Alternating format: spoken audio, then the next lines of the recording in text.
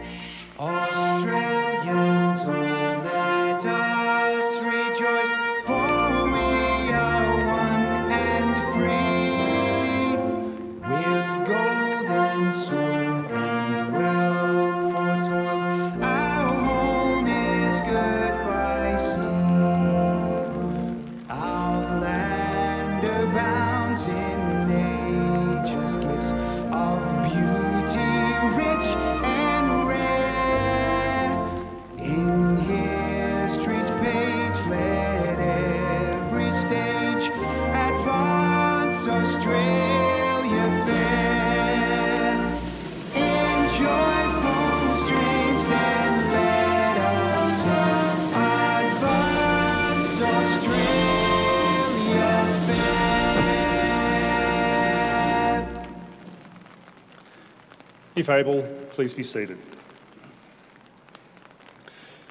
The Australian War Memorial was the vision of Charles Bean, Australia's First World War official historian.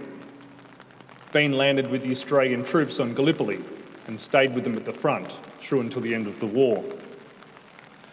The idea of this national memorial and museum came to him at Pozières, France, in the depths of the bloody fighting of 1916. Bean's idea was that this would be a place where families and friends could mourn loved ones buried in faraway places. It would also be a place that could help all Australians understand what these men and women had endured and what they had done for us. Bean's vision, to which we remain true, is best expressed as inscribed in the entrance to the memorial's galleries. Here is their spirit, in the heart of the land they loved, and here we guard the record which they themselves made. Tonight, we will read the story behind just one of those on the Roll of Honour, which lists the names of more than 102,000 men and women who have given their lives for us in war and on operations for more than a century. But first, we present a lament, Flowers of the Forest. Wreaths or floral tributes will now be laid at the base of the Pool of Reflection.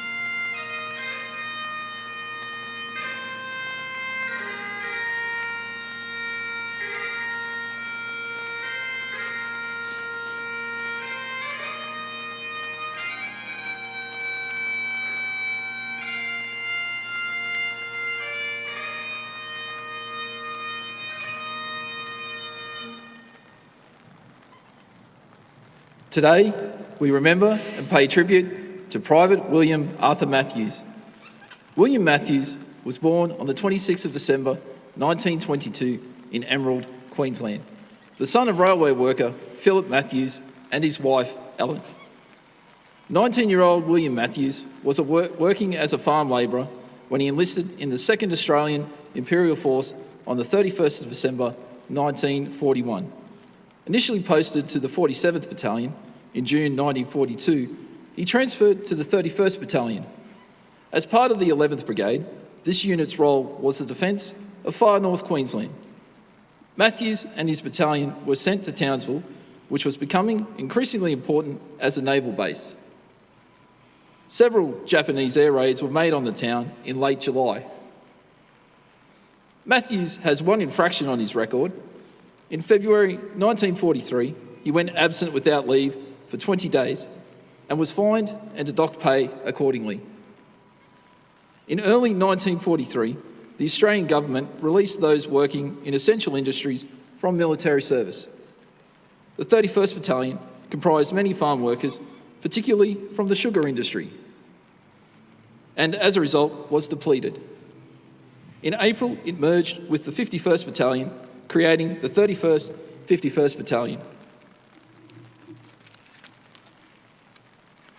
After undergoing amphibious training in Cairns, on the 20th of June 1943, the battalion travelled to Moak in Dutch New Guinea, where it undertook garrison duties.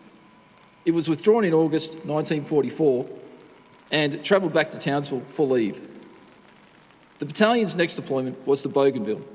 The men arrived on the 12th of December 1944 before advancing along the island's northeast coast, occupying villages and meeting little resistance. At the Genga River, however, the men encountered heavily fortified Japanese positions, and from the 17th of January began 21 days of continuous fighting. On the 31st of January 1945, the battalion attempted to dislodge enemy troops near the river when Private William Matthews was killed in action. He was 22 years old. Matthews was buried in the field, and his remains were later reinterred at the Port Moresby Bomber War Cemetery under the inscription, "His duty fearlessly and nobly done, ever remembered."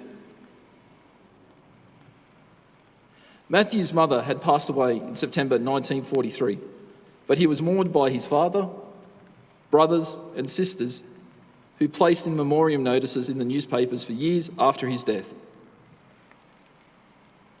Private William Arthur Matthews' name is listed on the Roll of Honour on my left, among almost 40,000 Australians who died while serving in the Second World War.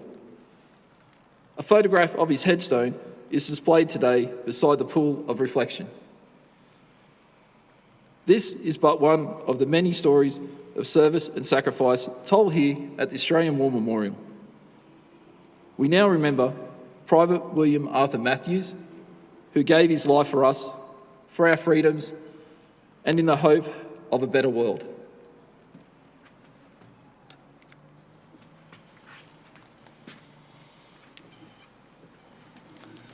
If able, please stand for the reading of the Ode and the sounding of the last post.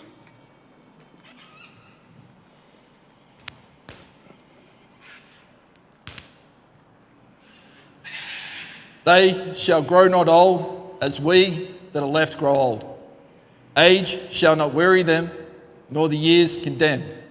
At the going down of the sun and in the morning, we will remember them. We will remember them.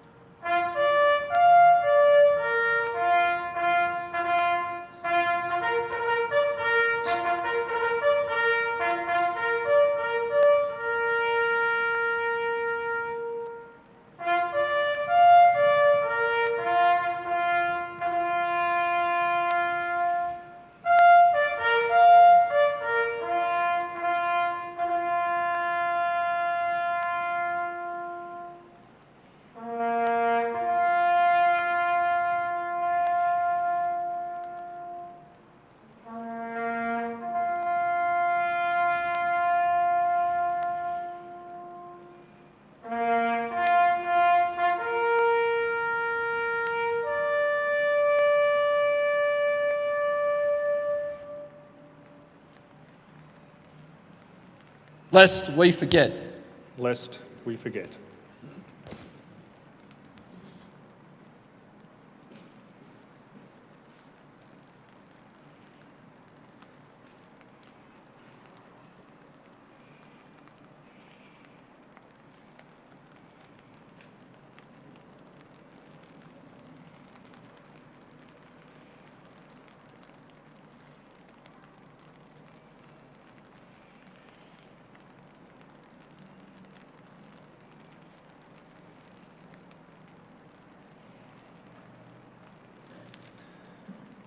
We leave you this evening with the words of the memorial's founder, Charles Bean.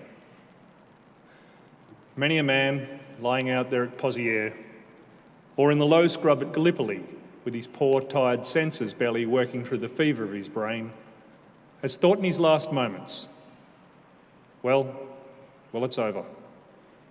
But in Australia, they will be proud of this. Ladies and gentlemen, girls and boys, that concludes the last post ceremony. On behalf of the Director and staff, thank you for visiting the Australian War Memorial today and for your continued support of the Memorial's development project. We wish you all a very pleasant evening. Thank you.